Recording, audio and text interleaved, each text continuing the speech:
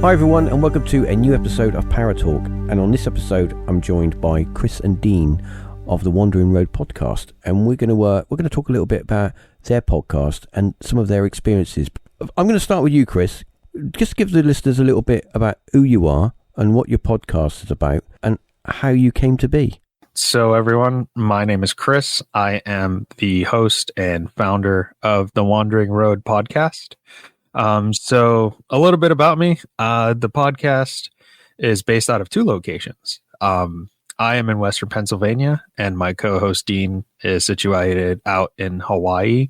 And basically, our podcast, we cover a whole range of topics: strange, paranormal, true crime, and also we got into the knack of having people come onto our show to share their paranormal experiences. So when I started it, I was solo at the time. I was like, everybody has a podcast. I've listened to podcasts for years, and I've always wanted to do one. It started off with talking about like a range of topics, and then I got into the creepy part of it. And it kind of took off from there, and I brought Dean on, and we just worked well together. And I was like, dude, we should just make this a permanent thing and just, co-host together. So, Dean, a little bit about yourself. What's your role in the whole podcast side of things? So, essentially, Chris, exactly what Chris was saying, he started this podcast. And so he and I have been really good friends for a long time. We actually went to school together in Western Pennsylvania. And we kind of like touched base every once in a while after we moved apart. But he basically reached out to me one day. He's like, hey, do you want to come on this podcast that I'm doing? And we talk about this and that. And in my mind, I'm like, yeah, I've kind of been thinking about starting a podcast for a while. Like I was kind of talking to my wife about it. It's like, what if we did something about our move to Hawaii and like family here and stuff? And it just never panned out. But Chris opened up that opportunity. And when I jumped on and was talking to him, I really never had a chance to talk to him to that degree in many years. And I realized that we had so much in common, and we had a good flow, and we both loved talking about this philosophical / paranormal / cryptid, whatever strange stuff. Like we're just really into that aspect of life in general.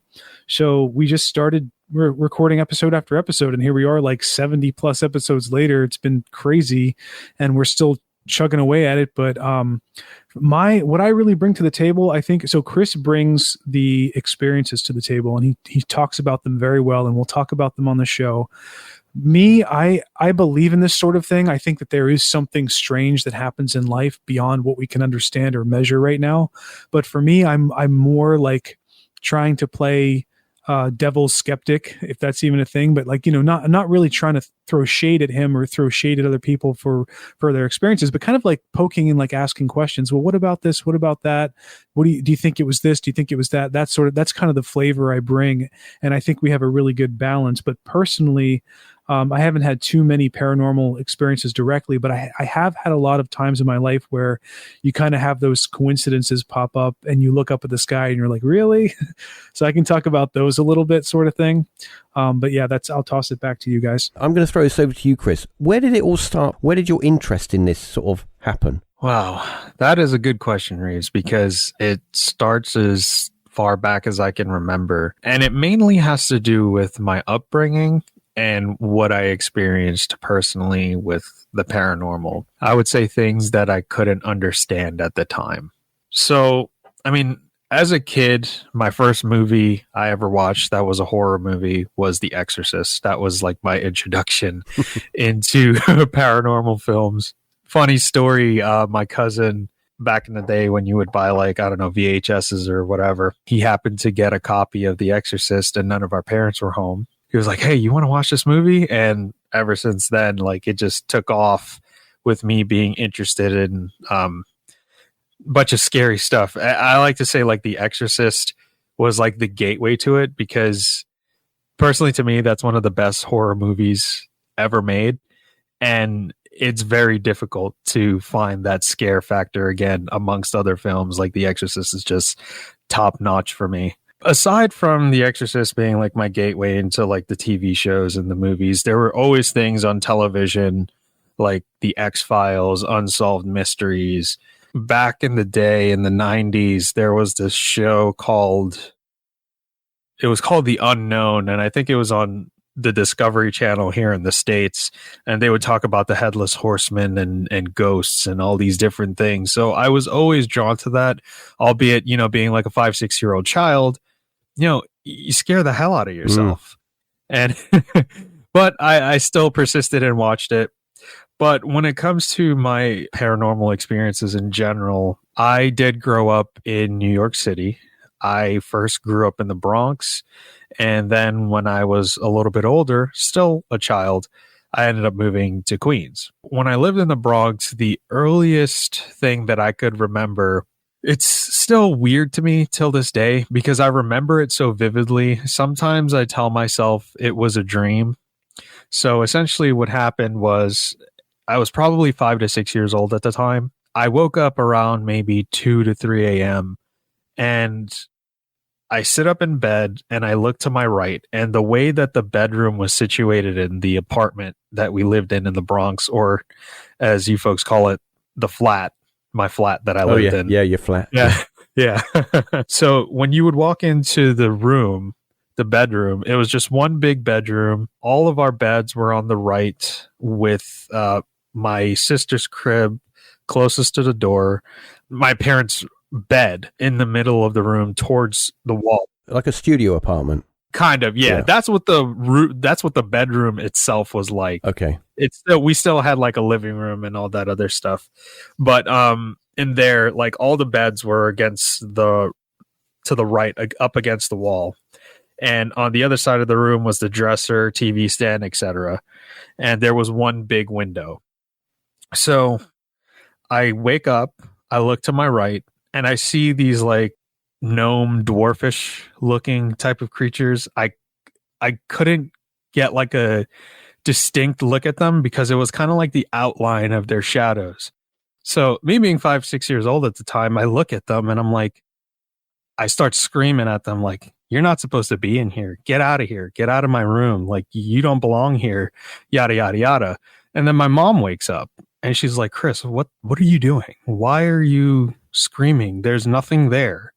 I'm like, what do you mean, Mom? What do you mean there's nothing there? I see them right there. I turn and look, and they're not there anymore. So you think it would be the imagination of a kid. Like, you know, you had a bad dream, you wake up, you look over, and you're probably in your dream state, and you see something that's in your dream. That's what I thought it was. So I always thought it was that.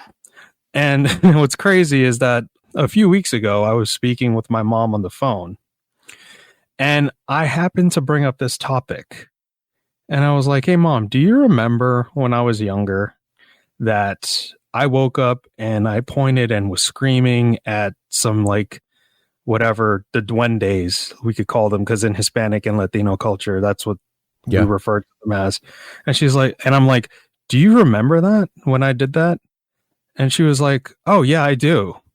The one time I was in the living room with your sister because she kept crying and I didn't want her to wake up your dad because he had to get up for work in a few hours. I'm like, no, you were in bed this time. And she's like, no, that's not the first time you did that. She's like, the one time that she distinctly remembers that I woke up and I was crying and I was saying something about it. And she's like, and I was like, they're going to get me. They're going to get me. And she ended up sleeping in the bed with me, consoling me, saying like, no, they're not going to get you. I'm not going to let anything get you. It sounds very much like, as I say, like the whole, like the fairy folk, the night visitors and stuff like that. These little people in their homes, and yeah, it is. I mean, there's podcasts out there that talk about it, and it's kind of real creepy stuff.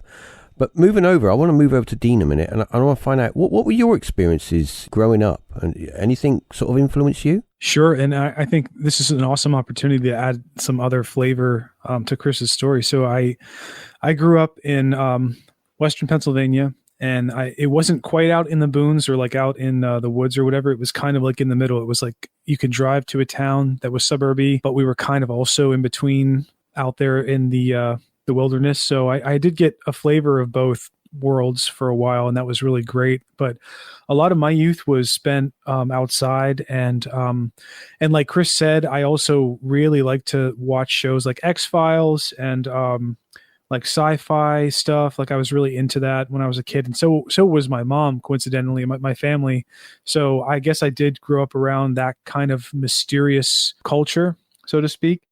But what's interesting is, while I have had some strange occurrences when I was younger, like for instance, my youngest supernatural-ish memory is when I was like 2 or 3 years old. I remember sitting in my mom's living room, and this is like, obviously I can't even trust this memory for sure. I remember having, like, I think about this, I've thought about this for many, many years, so I know it's a real memory. It's not one I just made up off the top of my head like a few years ago. I've been thinking about this since my adolescence, but like I remember when I was really young, 2, 3 years old, I was sitting in my mom's, this might actually be my first memory, sitting in my mom's living room. And I just remember staring at the corner, like the corner of the room, but like not the wall corner. It's like the very top of where the ceiling and the wall, that the corners of the room where it meets at the very top. And I remember staring up there and just seeing this orb of light just growing out from that corner, getting bigger and bigger and bigger. And it was just like sitting there for a while. And then, and that was it. And, you know, if I want to get really like philosophical, I wonder to this day, like, I wonder like what it's like when you come online as a kid. Like, does something enter you that brings you your consciousness? Like, at what point when you become conscious, like, do you get your soul? Like, I know some people think that like your soul doesn't come into you until you're much older, which I'm not saying I believe, but that's just something that I've thought about off and on, and I'm willing to talk more about. But switching from the paranormal, I think I've had more experiences with like UFO related stuff, being out in the middle of nowhere. So I can pepper this in later.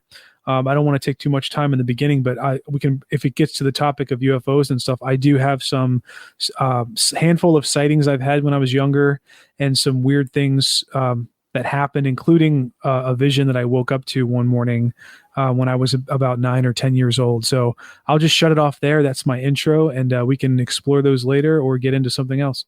UFOs, yeah, definitely interesting. I think we're both on the same page when it comes to that, because I did have a sighting many years ago, and it stuck with me all these years, like it happened yesterday. So yeah, I'm interested to hear those.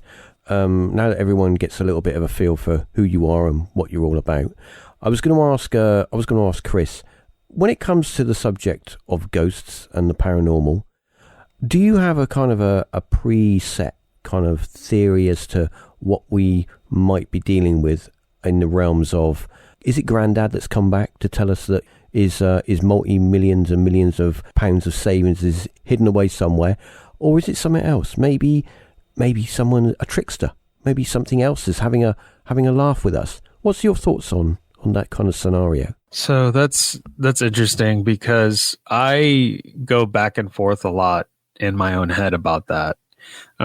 At one point, you're like, okay, is it something more, I don't want to say nefarious, but it can be. Is it something, trying to mess with us within like another dimension that we can't see, that they can see, that they can interact with us? But to me, I think that with the ghosts and paranormal and demons and stuff like that, I personally think that some ghosts are folks that have passed away, but for some reason they are stuck to this realm or reality. And when it comes to demons, I think that they are real. I think not in the same sense that Christianity describes them, but I think there's something more powerful They could be elementals, stronger spirits, kind of like the ancient Greeks used to call them with daemons. Like they're like these spirits that are stronger than anything else, and they can interact with people, and they can possess people, and they can do things to harm people. I feel like I didn't answer your question, but there is a part two to what I was going to say. Was you did kind of answer my question, but I was going to add to it. When you look at paranormal, ghosts, life after death, it all does fall under that kind of umbrella of religion. I think that when we look at the world as it is, I think maybe in some way, there's nefarious individuals out there that are trying to change things. I don't know. Maybe the whole paranormal thing, maybe it's all wrapped up together. Yeah, it might be. Dean and I actually did an episode about, what was it, Dean? We talked about souls and the concept of reincarnation and people coming back. And like, we came up with this idea. Obviously, I'm sure other people, we talked about this idea of the concept of when someone dies, that you're immediately connected to this overall consciousness where you gain all of this knowledge. And like, if there are past lives, all of that just comes back to you in some form or fashion, like where it's all interconnected. But what's interesting is that when you bring the religious side into that, because there are things like there are exorcisms, there's the Islamic version of exorcisms. When you see stuff like that happening, it's kind of difficult to, I would say, argue against it. Obviously, there are cases like the case of Annalise Michel, Germany, in which she had a mental illness. And there's a father that I talk to every now and then, and he says that you can't cast out mental illness. So I think that's why exorcisms are probably not as prevalent as they used to be, because in some of the research I did, when you go to a priest, this is specifically with Catholicism, I'm not sure what the other religions do, they usually have a medical team that will evaluate you. They will have you medically evaluated before they even practice any type of rite of exorcism. So then that just brings up more questions of what is real and what isn't, in that sense. What are your thoughts, Dean? I always go, when it gets this philosophical, I can't help but go a little heavy. And so I know this isn't going to resonate with some people out there, maybe a lot of people. But I think the two perspectives that I think about when we talk about stuff like this, for instance, the possible satanic stuff that some people purport, becoming more prevalent in the world and stuff, I can't help but think about other cultures and religions who just have no cards in that game whatsoever. And I think as human beings, we have a tendency to talk about things within our own spheres of like our own inclusion within our own spheres. And I think it's normal. I mean, I'm not saying it's abnormal. I think it's part of the human experience and culturalism and tribalism going all the way back to like our ancestors and stuff. Like you can't just think about the whole world all the time. But as things kind of shrink and globalization has, shrunk things, so to speak, it's become easier, I think, if you want to make an effort to kind of immerse yourself in other cultures. But it's clear that humans don't want to do that, or a lot of humans don't want to do that because it doesn't feel safe. There's a lot of psychological reasons behind it. I would err more on the side of misunderstanding more so than some global cabal who is worshiping Satan or something, when a huge portion of the world, like say Buddhism or Hinduism, like they don't have any like connection, or like there were really powerful people in other religions who control media and do all kinds of other things. But they're just not within our westernized sphere that touches on Christianity and stuff like that. So I think that at the very end of the day, it comes down to a misunderstanding. But I also think that it's very clear that there are people who believe in satanic stuff and they really are trying to contact the devil and worship the devil and stuff like that. That's a real thing. But my thing is, I don't know to what degree that actually has an impact on our reality. But then to see the other flip side of the question, I think the other thing to consider is whenever people have these experiences, there is clearly something strange going on. Like I'm not going to sit here and pretend that I can will away or explain away all of these strange things, especially like let's say for example exorcisms. I mean, I've done research with Chris too and seen some really compelling cases of people claiming to be possessed by some evil entity or evil spirit, and then someone comes along who has some kind of ancient knowledge or they have some kind of religious practice and they're able to dispel that. I think that there are some really weird things that happen in this world. And then when you actually accept that and you acknowledge that, then the next part of the question is what's really going on the underlying fabric. And then, like, Chris was saying, when we pass away, I think the heavy concept that we all have to kind of think about in this life is, do we really continue on? Does the self really continue on to the next life? And I would say, like, I don't know, but I can also imagine an afterlife where, like Chris said, we kind of reassimilate our consciousness into a larger conscious pool, and then it ends up in reality like we're all just sharing these experiences, and they're all just going back to this massive collective. That's really heavy to talk about, right? Because, like, if you think about that, you're kind of also losing your individuality if you return to something like that. So I think that's why not to skip ahead too far, but I think that's why some people have such a hard time thinking about these heavy concepts, is because at the end of the day, like, some part of you is going to go away when you die. And that's like a holy shit moment. Like, no one wants to dwell on that for too long. I just wanted to add, and I'll keep it brief, because, I don't want to waffle on. People will be like, oh, he's talking again.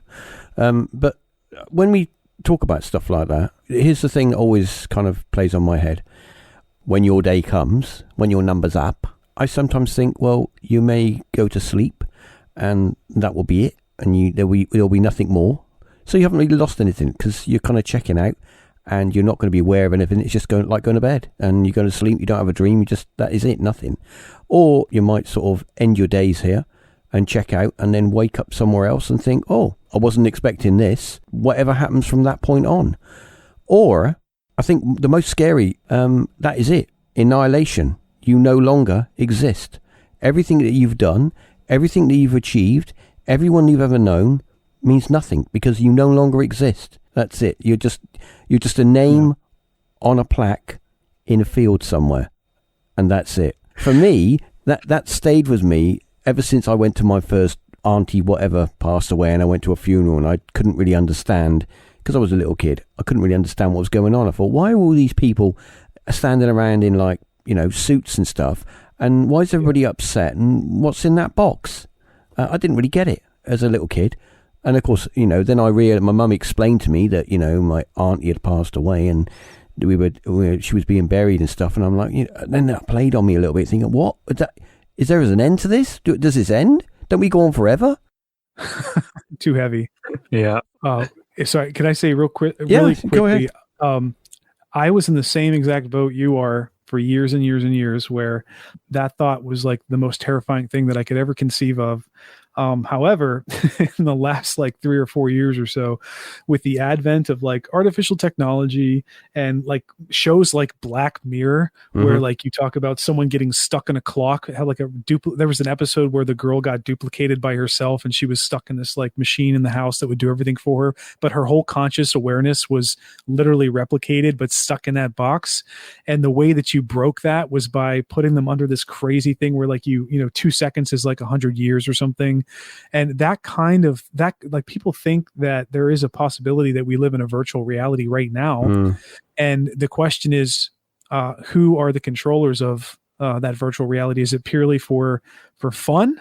Is it for, you like to think that if it was something like maybe at least testing certain outcomes for whatever scientific purposes, but if it really is just a bunch of kids messing around, then we're screwed. That kind of thought to me has become so heavy in my mind over the last few years about what the nature of a reality could be and who is actually in charge of it. So I actually kind of welcome now, like, oh, you mean there's like no, so for me now, it's no longer as scary that there's just nothing after, because that sounds a little bit better than being trapped in a box, poked by a stick, by some like, quantum inner quantum child or something who's just I don't know. What are your thoughts on that after I said that? Well, first of all, I want to hear what Chris has got to say. That concept scares the hell out of me. And yeah, I'm kind of in the same boat of being exposed to death early on as well. The first funeral I went to was my grandfather, and it was open casket and everything. I was probably 12 or 13 years old at the time. And like you, Reeves and Dean, that whole concept just like lingers in my mind as well. I was like, what happens after this? Do I just erase forever? And it gave me like a type of anxiety thinking about that. It still does to this day, because you just be laying in bed and it's like, damn, one day it's just all going to be gone. Like, what's going to happen afterward? I don't know. And like you, Dean, the worst thing that it could be is this is all an experiment, and we're all dealing with all this bull crap for no reason, apparently, only for someone's amusement or enjoyment in sort of cosmic level. Well, sorry guys, I just shit on the whole episode. I just made it so depressing for everybody. No, you got to remember that we might just be sea monkeys. Do you remember sea monkeys? Am I showing my age? No, I remember there's ordering on the back of the magazine. Yep.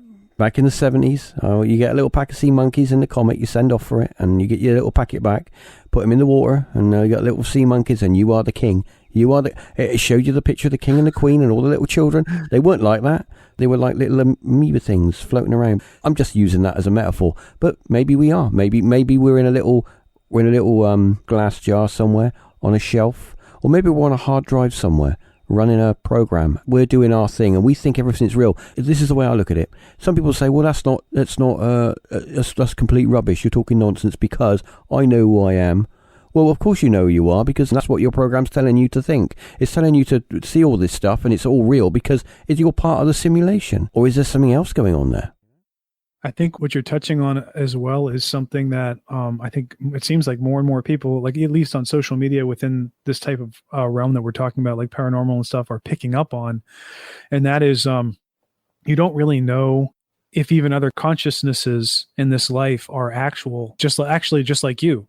Like there's no way to know if, because I think, is it Descartes or someone, there's some philosophical concept out there that's been around for a long time now, but essentially they're playing at this idea that there's no way for you to prove any consciousness or sensation outside of your own.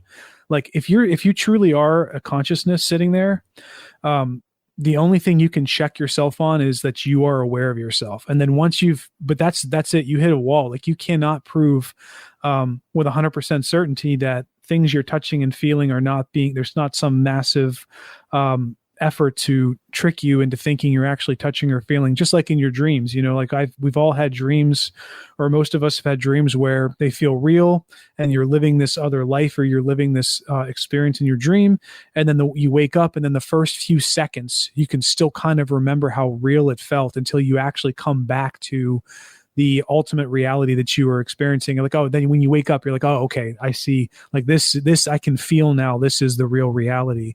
And I think, like, not to get too like spiritual, but I think that maybe when you die, that's possibly also what happens. Like this is kind of just like a going through the motions sort of life lesson sort of thing. And then when you wake up, like Chris was saying, you have a higher level awareness that kind of shakes off this dreamlike state that we've experienced here.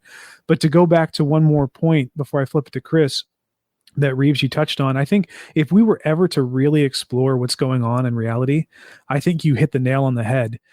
Asking the question, why are people experiencing whole range of strange things that don't seem to, they don't seem like they should exist in the same reality. Like some people are experiencing physical cryptid creatures that don't align with evolution or physical existence of animals or whatever. And then you also have people who are experiencing ghosts and ghouls and demons who are supposed to be coming from this other plane of existence that's tied to a religious aspect of reality. And then even beyond that, you have people who are experiencing UFOs and aliens being abducted by them, and they look like us. They look like they're a million years evolved beyond us, but they're physical beings, and there's no real spiritualness to that. They're just physical beings who are beyond us.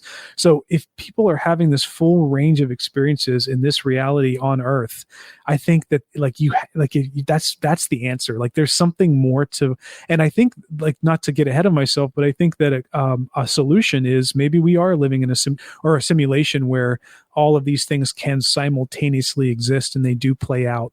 But then the question is, like you said, Reeves, like who's pulling the strings to control this big narrative? Yeah, Chris, any thoughts? I was just so entrenched in listening to what you had to say, to be honest with you. I'm going to add a little bit to this. I was going to ask you about, Bigfoot, Sasquatch, abominable snowman.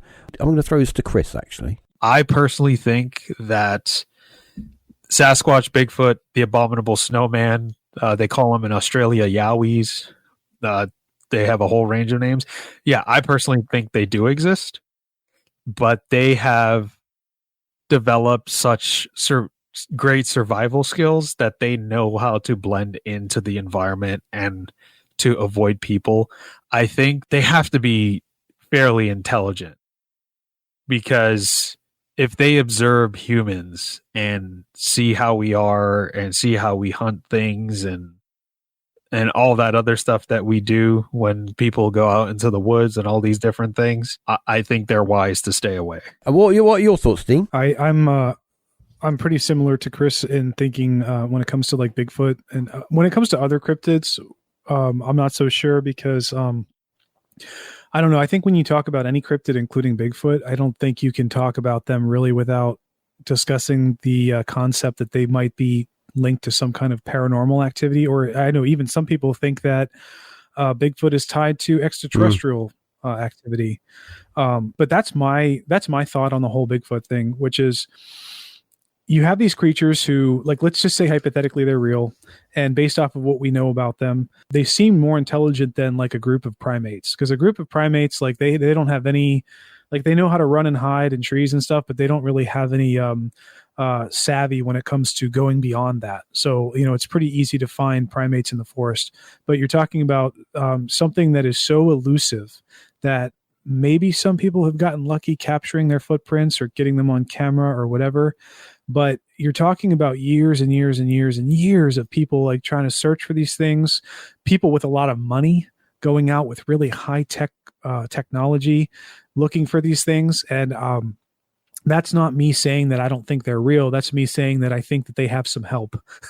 I think that whether that help is in the form of paranormal or extraterrestrial or even like governmental. I don't know why the government would want to hide that, but somebody or something I think would have to be obfuscating them from. Because when you're getting to a certain point of people running into them in the forest and having these stories, but then they don't have any proof, but you have so many experiences where people are sharing those with other people, that it seems like a time and a place sort of thing. Like that, like whatever's protecting them is not going to let humanity get beyond that one-off every once in a while where someone runs into them in the forest. Like something is going to help them to the point where like these creatures are not going to be captured, dragged back to society and studied.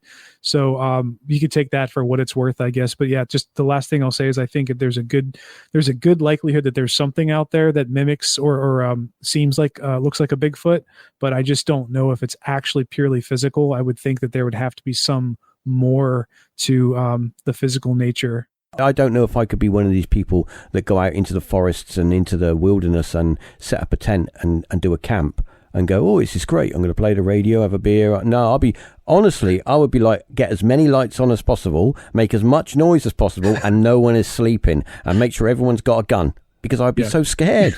But, I'd be more scared of bears. I think that, when it comes to cryptids, we're only just scratching the surface when it comes to that sort of stuff. But I want to move on a little bit because we are rushing ahead of this podcast. But I was going to ask Dean. I'm going to throw this one over to Dean a minute, because we were talking about Bigfoot and the UFO connection, where that is another topic for another day, because there was so much there that you could talk about. But when it comes to the UFO connection, you've had a few encounters or sightings? Thank God, not encounters. Except I'll save actually the one that might have been an encounter for last, because it's actually really, it's like one-on-one freaky. But It's I my personally favorite don't. one. Yeah, it's your favorite one because lizard people and stuff. Yeah. Anyway, so growing up, I lived, like I said, in Western Pennsylvania and kind of in between nowhere in the city. I would say, like, when you're a kid, your mind can easily run wild, right? Like, it's just we've all had that imagination thing, and I know that we've all made up stories at some point in our life as a kid. But this one, like, I vividly remember that this was a visual sighting. This wasn't just something that wasn't clear; it was hazy, etc. And actually, my mom was there with me when we would see this phenomena in the sky. But this happened on more than one occasion, and actually happened across multiple summers. And it only seemed to happen when things were kind of warming up. I don't know if that means anything, but we would look out on the horizon around like sometime between like 8 o'clock to 9:30 or whatever before I went to bed. And it was, very dark out, obviously, but you're looking at the horizon, right? We would see these lights tracking across the sky over the horizon. And on first glance, like describing it, it's like, okay, it's just a freaking airplane. Like, what's the big deal? It's just an airplane with a landing light or whatever light they have on. But then the weird thing that would happen with these lights is they would keep traveling at a steady rate, and then they would stop. Like they would just stop and hover there for a good like 2 to 3 minutes. And then you're thinking, what's your next rational explanation? Oh, it's a helicopter. That's easy, right? But then the weirdest part would be that these lights would hover there, and then you'd see like 2 or 3 orbs of light emerge from that larger light. And these smaller lights would come out, and like one would go left back towards the original direction that the big light came from. And then 1 or 2 would go to the right or on an angle or something. They'd travel away from this bigger orb of light.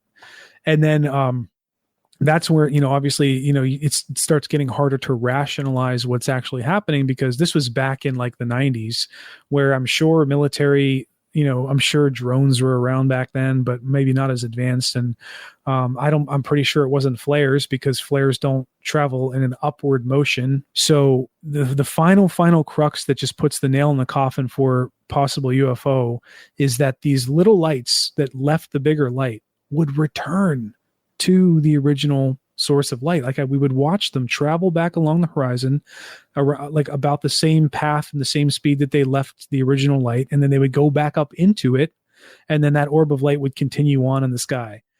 And like, I've done so much research often, and like every time that pops in my head, there was a point in my life where I was like just digging so hard trying to figure out what technology could this have been that is owned by humans. And I could never find an answer to that.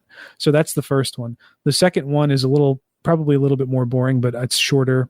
There was one night I was out in my mom's backyard in the springtime or something. It was warm enough to go out, lay in the grass, and I would love looking up at the stars and trying to see shooting stars or whatever.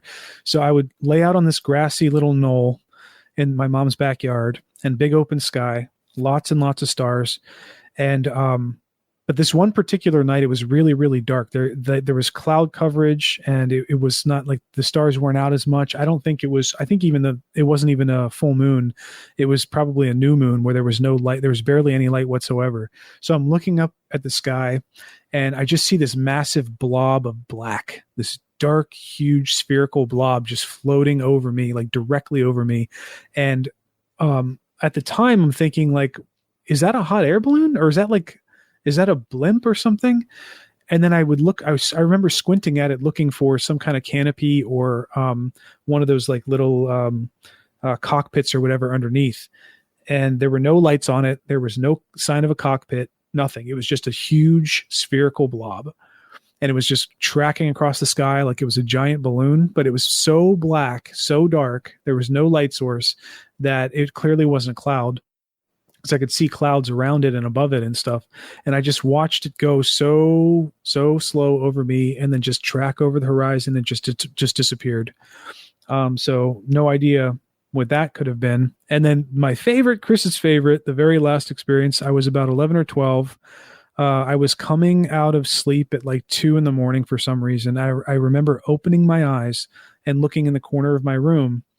And in the corner of my room, was standing like a 6.5 or 7 foot tall lizard looking bipedal creature with these piercing eyes. I'm not going to say they were red. They were just piercing eyes, and they were just staring at me, and it wasn't moving, wasn't coming towards me. It was just watching me from the corner of the room. And I remember very vividly that I wasn't scared.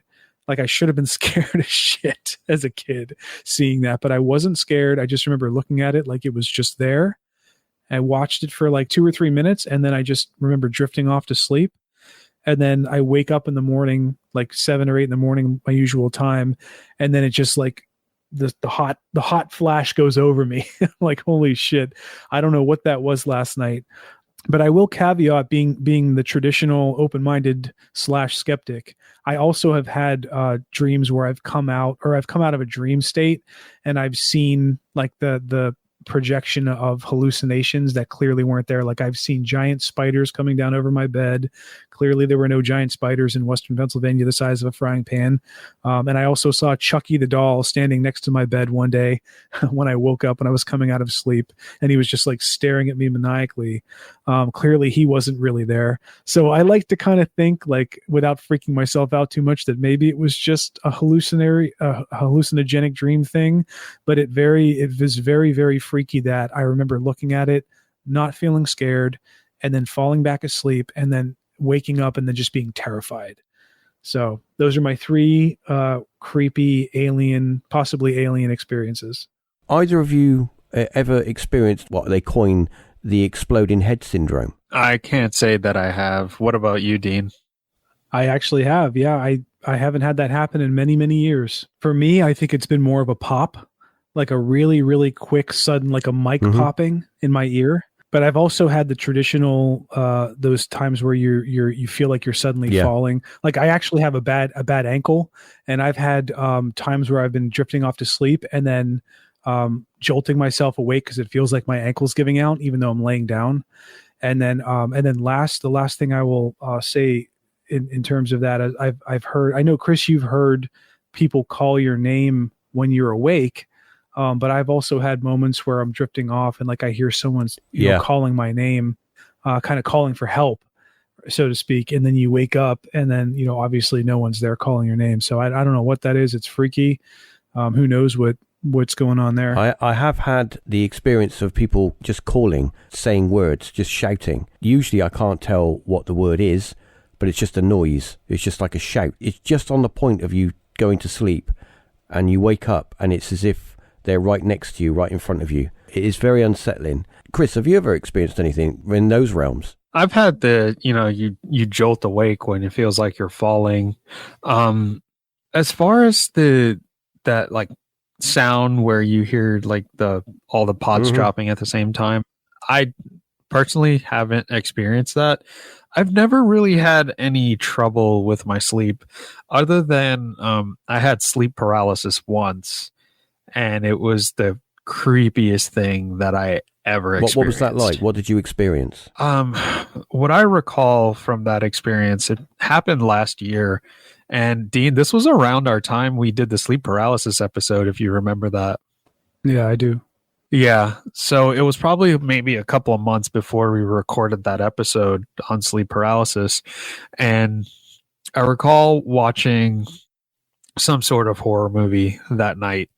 So I go lay in my bed and I'm falling asleep, and I was sleeping on my side, facing away, like off of the bed, but my head was in a position where like my eyes were just looking down at the floor. So I end up waking up. I couldn't move anything, but I felt so scared at that moment. Like, it was like a ridiculous amount of fear and anxiety. Yeah. It felt like, it's like, okay, I wasn't afraid that I couldn't move, because like I registered in my mind very quickly, like, okay, there's sleep paralysis. Okay. Like I'm not going to be able to move, whatever. But it just felt like something was watching me. And it was an overwhelming feeling of like something was just like piercing, like glaring into my soul. And My wife was asleep. I can hear her breathing. My dog is like asleep next to me. I can hear him snoring next to my head. And I'm just laying there and I just have this feeling in my mind. I'm like saying in my head, like, God help me, God help me, God help me. And then I can move. I feel like my toes, like I get sensation in my toes. Okay, I can move my toes. I can move my leg. But now that I know that I could move, it still felt like something was there. And I refused to pick my head up from that position because I had that feeling that if I picked my head up and looked up, I would have seen something that I didn't want to see. Now, I didn't feel anything sitting on me or touching me. It was just something just like No night hags? No night hags. It wasn't a sexy night hag.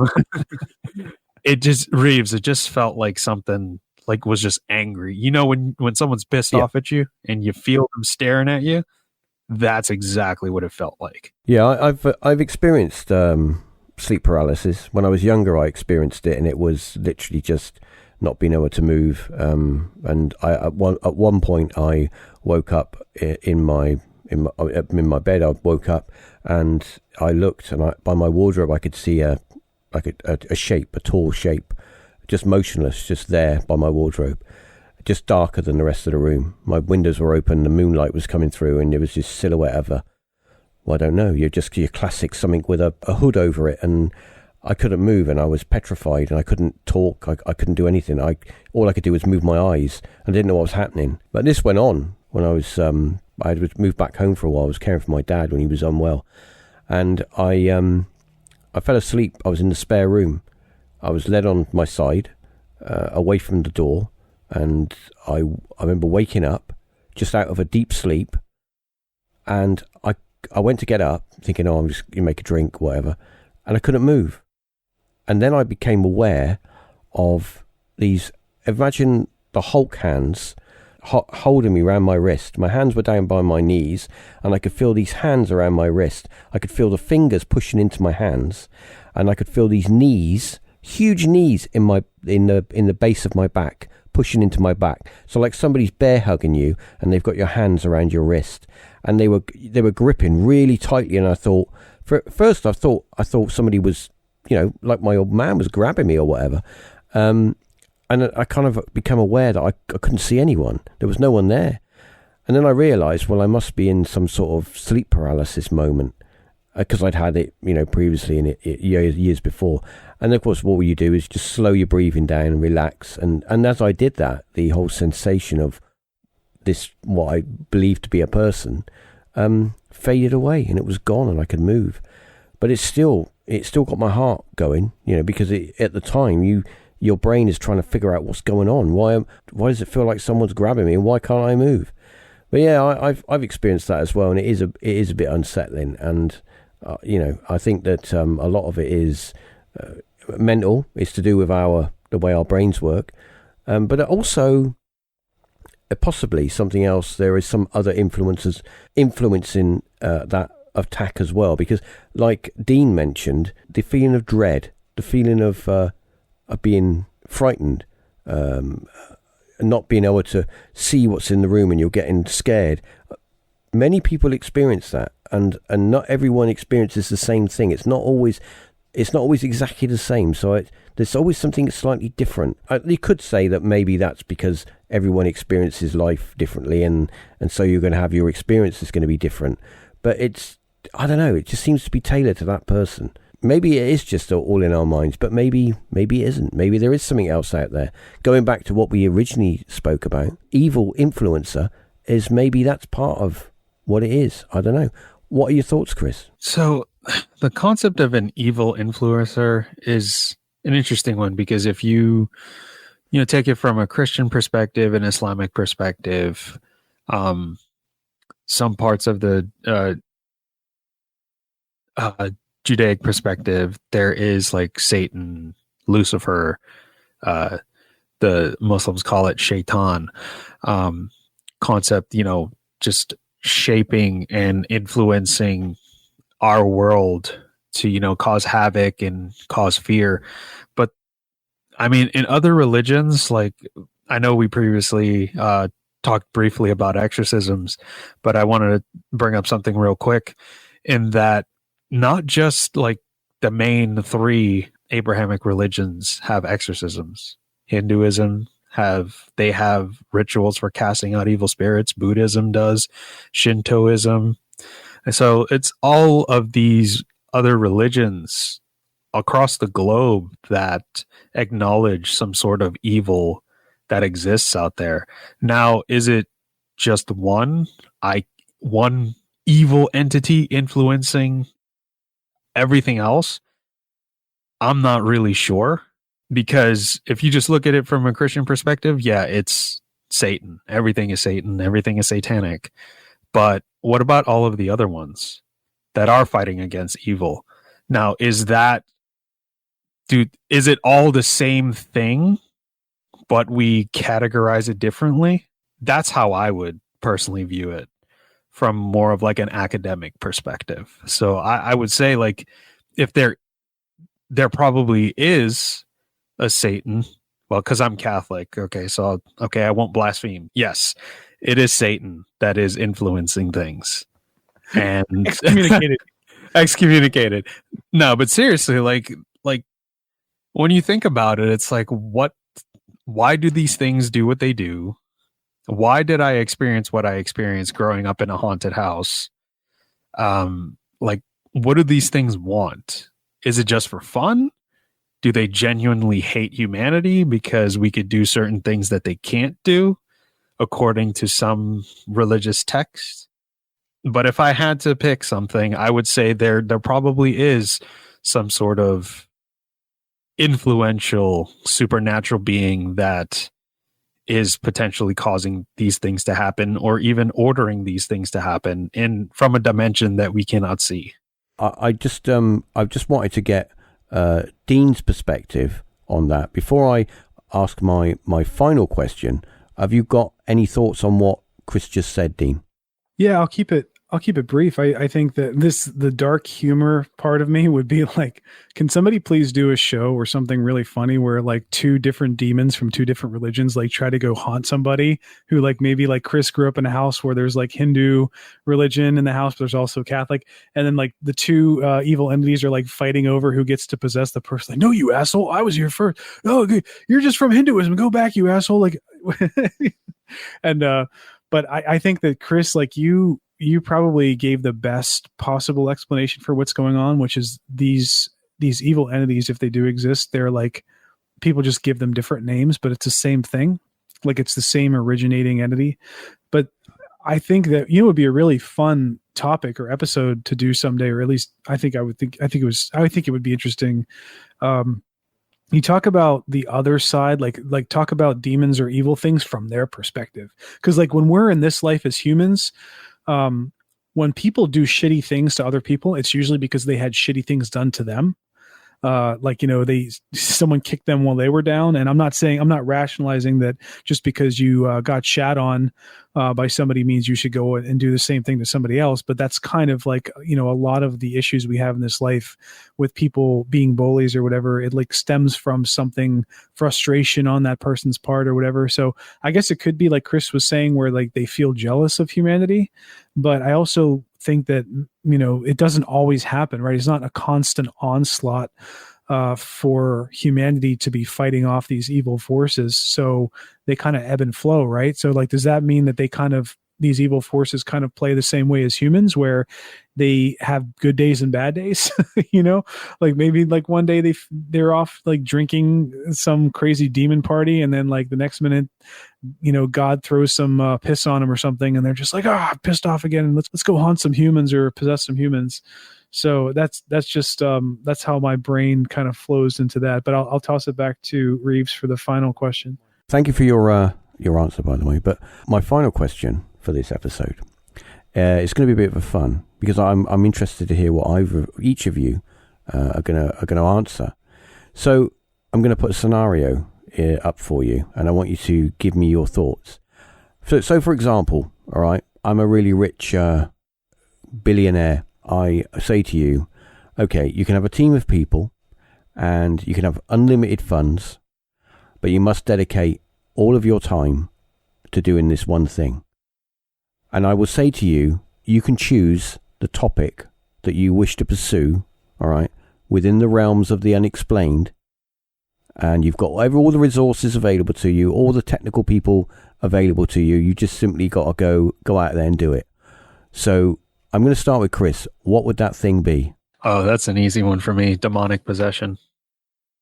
I would go and do deep dives on demonic possession and potentially observe exorcisms, do, academic research on it, and just dedicate a lot of time into that specific topic, because I've always found it fascinating.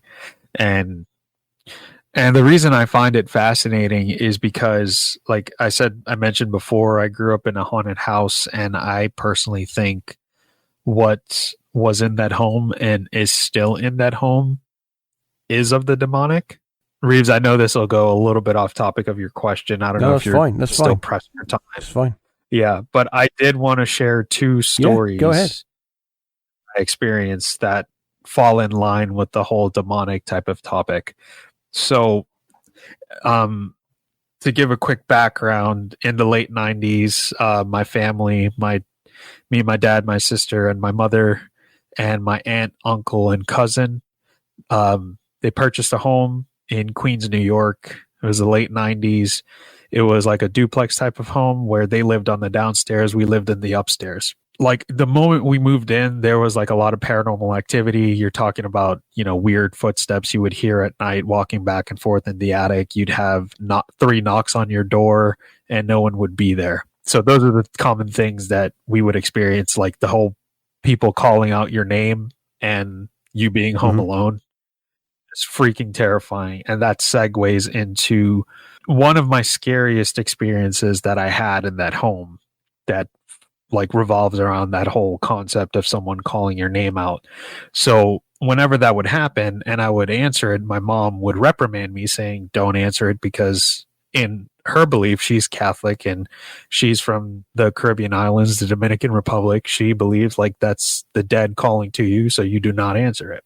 In the fall of maybe 2006 or 2007, I was a junior or senior in high school, so I ended up coming home from class pretty early. I got home maybe around 11 a.m. So I'm completely home alone. My parents are at work. My sister's at school. My aunt and uncle are at work. My cousin is off at university. I go in my room and I'm playing on my Xbox. Then I hear my mom's voice shout my name. And I know my mom's not home. So I ignore it. I hear it again. This time I'm like, what the hell? So I pick up my phone. I call my mom. My mom picks up. She's like, is everything okay? My mom worked in Manhattan at the time. She worked as a full-time nanny. And you can hear the hustle and bustle of the city in the background, the cars, everything. And she's like, is everything okay? I'm like, Mom, I just wanted to check and make sure that you weren't home because I heard your voice calling my name. And she's like, Chris, you know what to do. Ignore it. Don't answer it. Just continue doing what you're doing. I should be home in the afternoon. So I hang up the phone, continue doing what I'm doing. And our kitchen connected to our dining room. And there was a doorway that would connect from the kitchen to the dining room. And that door was open. My mom would close it every now and then while she was cooking just to keep the smell out. So that door was wide open. It's in the late autumn. Our windows are plastic over to keep the warmth in the house. So there's no draft or anything like that. I hear the voice call to me again, my mom's voice. I ignore it. And then a minute later, I hear a huge boom. The door slammed on its own. And when my parents got home that day, I was like, I don't want to live here anymore. Like, we need to do something. We need to get out of here. Because to me, that was kind of like my final straw. And the other story that I wanted to share was something that my mom experienced. And this happened a couple months before we moved out of that home. I think we moved out like in February of 2007. So like I mentioned, my mom is Catholic. Every year she would go around like burning incense and do cleansing throughout the home. So she did our upstairs area. Everything was fine. She went downstairs. She talked to my uncle. My uncle's Muslim, and she asked, like, hey, can I do this? He says, I don't care. You're just doing cleansing, whatever. So she goes through the living room, dining room, does one of the bedrooms, the other bathroom, the bathroom, kitchen, whatever.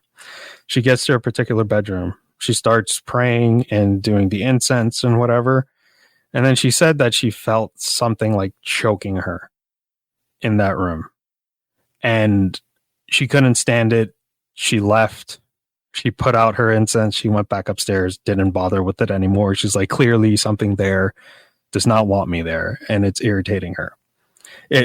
She irritated it, excuse me. So that same night, she said she had a dream that an old lady came to her. And in the dream, my mom was in her bedroom. Everything was the same layout, same everything. In her dream, she's wearing the same clothes that she went to bed with. She sees an old lady in her doorway, and this old lady starts yelling at her, like, who the F do you think you are? You're trying to kick me out of my effing home. You're not going to kick me out of my effing home. This is my effing home. If you try this again, I'm going to kill you and your effing family. And then my mom said in her dream, she got up off of the bed and she grabbed the lady by the neck and pinned her against the wall and said, you're not going to effing kill anybody. You're not going to touch my kids. You're not going to touch my family. If anyone's going to kill anyone, I'm going to kill you if you touch my effing family. And my mom said the scariest thing in that dream was that while she had this old lady pinned against the wall with her hands on her throat, she shapeshifted into a little girl begging for sympathy and pleading to my mother to let her go. And my mom said she woke up after that, and we ended up moving a couple months later. So to tie it back all together, that is why I would dedicate my time to explore the demonic. Well, that was a very creepy story. And quickly moving on, I wanted to ask Dean the same question. You've got an unlimited funds, you've got an unlimited team. What is the topic that you want to pursue? Or you should have started with me, because mine's not going to be as interesting as Chris's. I would do something I would do like a really strategic overhaul, and I would try to get as many stories from as many people and catalog them. And I'm talking across the globe. And obviously that would be a massive undertaking, right? You need like all kinds, like you said, I'd have unlimited resources, but like you need teams of people, you need to hire the right people, and you'd have to have like the correct database. But really what I would want to get after is to start looking at the strategic level, like the meta view of what all these people are experiencing. It doesn't matter if it's paranormal, cryptid, UFO, because I think that when you, like, it's so great when you could sit down and talk to people, go person to person and hear their stories. And like Chris and I, we've gotten really lucky hearing stories from different people that seem to overlap. Like, for example, the hearing your name called is one. Like, I didn't really know, like, I've heard of that being a thing through my youth, never experienced it myself in a waking state. But I had no idea until I did this podcast that so many people have had stories like that, where they're just dead ass awake and they hear someone call their name and it ends up not being the person, or like that person didn't end up calling them. So that's one like minor example. Another one that Chris and I were talking about was the Hat Man. Weirdly enough, like I had never heard the Hat Man before in my entire life. And yet we were talking to people from different places across the globe who were talking about seeing this dark figure with a big hat on, like a fedora or like a big brimmed hat. And, we talked to somebody from the Philippines. We talked to somebody from Ireland. I think somebody else from America brought up the same kind of concept, and they were not aware of the other culture's story about this Hat Man. So that, I think that, like, if someone were to make a serious effort to catalog and get these stories down and show the wide swath of similarities across the globe, that maybe you could really start diving into them more deeply and seeing what's really going on. Like, is it, and I'm not saying that like every single case would be paranormal, but I think that you would increase your chances exponentially of getting some real tangible evidence when you start looking at the broad view of what all these people's experiences are and actually taking it in like from a serious point of view, like measuring it, asking questions, but also treating it respectfully. Like, you're not trying to debunk, you're just trying to gather information and assess. So that's probably what I would do. Either that or aliens. Aliens would be fun to kind of go after, but I feel like everybody and their mother has been doing that. Yeah, aliens are the kind of the in thing at the moment. Everyone's looking for UFOs, which is a good thing, and it's also I don't know. It's a good thing, but it's also a bit of a everyone's doing it, and it's obviously with AI and stuff, it's very difficult to know what's real and what isn't, but I suppose that goes for everything when it comes to the paranormal. But anyway, guys, I want to thank you very much for joining me on this episode of Paratalk. It's been interesting because I like the way that we've skitted around and touched on a little bit of everything. Before we close out, I just wanted to find out what is happening on the Wandering Road podcast, and have you got anything interesting coming up in the coming months? So we have quite a few guests lined up for the next few weeks. So that's what we've been mainly doing and focusing on, getting potential guests to come on to share their stories with us. Just recently, we had a friend of yours, Reeves, on the show, Kristen, the Paranorm girl. Had some interesting stories to share there about Bigfoot. So that was a good one. As far as other projects we have coming down the pipeline, we're looking forward to talking to Mr. Trev Downey, the host of the Great Stories podcast. Last time he was on the show, he shared, it was episode 50. He shared a ton of his paranormal experiences growing up in Ireland, and we talked a little bit about fairies and all these other different things. So yeah, it was a good time. But yeah, as far as other things upcoming from the Wandering Road, we're always looking for potential guests to come on. So if you would like to be a guest on our show, you can always reach out to us. We're on social media. We have an email address, which is twroadpodcast@gmail.com. Our Instagram is twroadpodcast. If you search for us on TikTok, we're on there as well. And yeah, go ahead and reach out to us. We're always open to interfacing with the community and speaking with everyone. Awesome. Well, once again, thanks to you, Chris, and thanks to Dean, and thanks to everybody out there that's stuck with us. It's been a good one. It's been a good one, this one. Remember to like and share wherever you might be, because it does help. And until the next episode, talk to you soon. Thanks, Reeves. Take it easy. Thanks, Reeves.